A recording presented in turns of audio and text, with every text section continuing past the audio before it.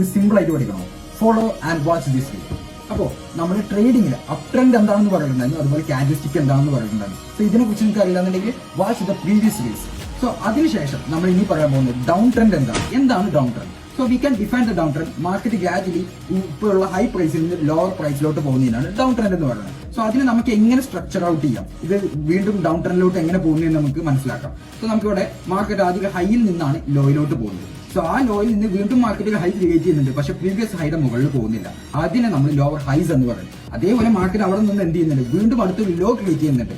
അതെന്ത് ചെയ്യും, last previously ഉണ്ടാക്കിയ ലോന്റെ താഴേക്കും പോകുന്നു. സോ ആ ഭാഗത്ത് നമ്മൾ ലോവർ ലോസ് എന്ന് പറയും. അതേപോലെ വീണ്ടും അവിടുന്ന് മാർക്കറ്റിൽ ഹൈ ക്രിയേറ്റ് ചെയ്യുന്നുണ്ട്, that is lower highs. So lower highs and lower lows create ചെയ്യുന്ന ഭാഗത്തെയാണ് നമ്മൾ ഡൗൺ ട്രെൻഡ് എന്ന് പറയുന്നത്. Minimum 2 series of lower highs and lower lows create ചെയ്യുന്ന ഭാഗത്തിനാണ് നമ്മൾ ഡൗൺ ട്രെൻഡ് എന്ന് പറയുന്നത്. സോ ഈ ഡൗൺ ട്രെൻഡിൽ നമ്മൾ എടുക്കുന്ന ട്രേഡ് എന്ന് പറയുന്നത് സെൽ ട്രേഡ് മാത്രമേ ഉള്ളൂ. ഇവിടെ നമുക്ക് ബൈ ഇല്ല. We are only taking the sell trade. So sell trade നമ്മൾ എടുക്കുന്ന ഏരിയയാണ് ലോവർ ഹൈസ്. അപ്പൊ ലോവർ ഹൈസിൽ നിന്ന് നമ്മൾ സെൽ ട്രേഡ് എടുക്കുന്നു. ലോവർ ലോസിൽ നിന്ന് എടുത്തു കഴിഞ്ഞാൽ നിങ്ങളുടെ SL ഹിറ്റ് ചെയ്തുകൊണ്ട് മാർക്കറ്റ് ടാർഗറ്റിലോട്ട് പോകുന്നതായിട്ട് നിങ്ങൾക്ക് കാണാൻ വേണ്ടി പറ്റും. Follow and comment.